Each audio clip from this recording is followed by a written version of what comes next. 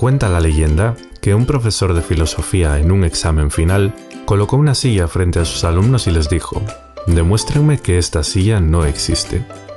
La mayoría de los estudiantes improvisaron complejas teorías sobre la realidad y la percepción, pero uno de ellos escribió algo rápidamente y entregó el examen a los pocos segundos. Este estudiante, por cierto, fue el que mayor nota obtuvo. ¿Tienes curiosidad por saber qué respondió? Lo que escribió fue: ¿qué silla?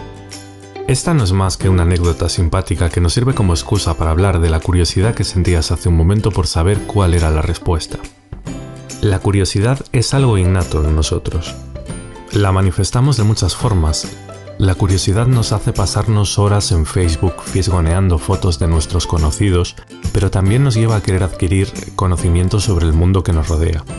Los seres humanos de todos los tiempos nos hemos preguntado sobre temas como cuál es el origen del universo o qué significa ser un buen ciudadano.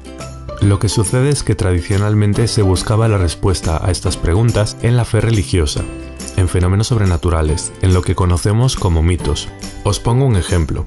Hesíodo creía que podía oír a unas musas que le dictaban la verdad absoluta sobre el origen del universo. Decía que solo existía el caos hasta que aparecieron unos dioses con poderes tipo X-Men, que no paraban de pelearse entre ellos, dando lugar, entre tanto, al mundo que conocemos. Como veis, no parecen explicaciones muy fiables, pero gran parte de la población las aceptaba y se las creía. Recordad que eso que nosotros llamamos mitología era su religión.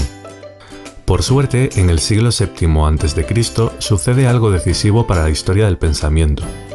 Un grupo de intelectuales fue abandonando las respuestas mitológicas tradicionales.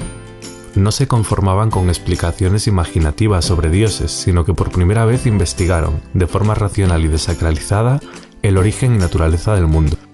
A esto se lo conoce como el paso del mito al logos. Logos en griego significa palabra y razón. Ya sabemos que la filosofía comenzó en el siglo VII a.C. Ahora tenemos que preguntarnos, ¿en qué lugar nació? La filosofía nació en Mileto, Jonia, una colonia griega en Asia Menor. ¿Qué tenía de especial este lugar para que se originara en él el pensamiento filosófico? ¿Fue casualidad o hay algo más? A continuación veremos algunas razones. Primera, tolerancia religiosa. La religión griega carecía de dogmas. No había un grupo de representantes religiosos amenazándote con cortarte la cabeza si decías algo que chocara con las creencias religiosas. Gracias a la tolerancia religiosa hay mucha libertad de pensamiento. Segunda razón. En este lugar y tiempo se producen muchos movimientos migratorios. Vivían en un ambiente cosmopolita, y el conocer a gente con culturas y formas de pensar diferentes les ayuda a ser personas con una mente abierta. Están acostumbrados a oír muchas ideas y puntos de vista. Puede haber ayudado el que en este momento se confeccionaran los primeros mapas.